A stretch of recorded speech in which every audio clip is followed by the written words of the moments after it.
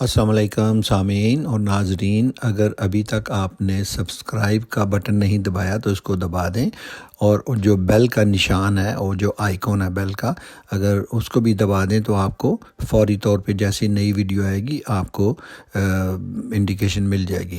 شکریہ۔ بسم اللہ الرحمن الرحیم۔ سورہ الشورى آیات 41 سے 53۔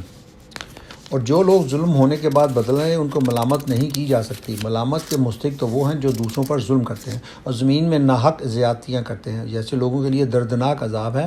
البتہ جو شخص صبر سے کام لے اور درگزر کرے تو یہ بڑی اولو العزمی کے کاموں میں سے ہے۔ جس کو اللہ ہی گمراہی میں پھینک دے اس کا کوئی سنبھالنے والا اللہ کے بعد نہیں ہے۔ تم دیکھو گے یہ ظالم جب عذاب دیکھیں گے تو کہیں گے اب پلٹنے کی بھی کوئی سبیل ہے اور تم دیکھو گے کہ جہنم کے سامنے جب لائے جائیں گے تو ذلت کے مارے جھکے جا رہے ہوں گے، اور اس کو نظر بچا کر کننکھیوں سے دیکھیں گے۔ اس وقت وہ لوگ جو ایمان لائے تھے کہیں گے کہ واقعی اصل ضیاء کار وہی ہیں جنہوں نے آج قیامت کے دن اپنے آپ کو اور اپنے متعلقین کو خسارے میں ڈال دیا۔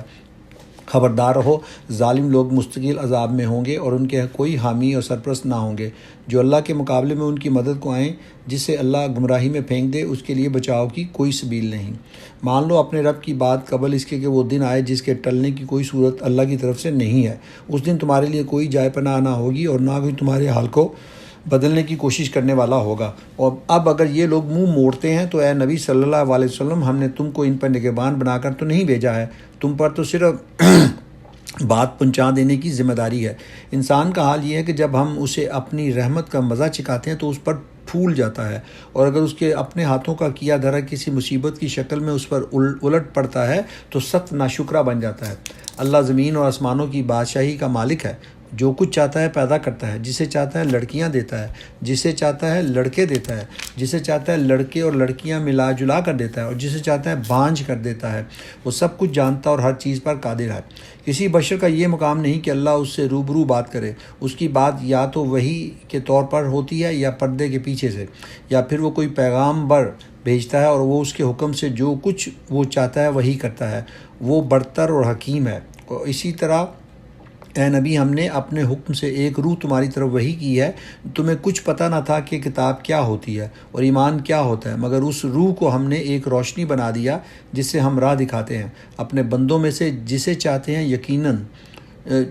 یقیناً تم سیدھے راستے کی طرف رہنمائی کر رہے ہو، اس خدا کے راستے کی طرف جو زمین اور آسمانوں کی ہر چیز کا مالک ہے۔ خبردار رہو، سارے معاملات اللہ ہی کی طرف رجوع کرتے ہیں۔ یہ تھی سورہ الشورى کی آیات 41 سے 53، اور اس کے ساتھ ہی سورہ الشورى اختتام کو پہنچی۔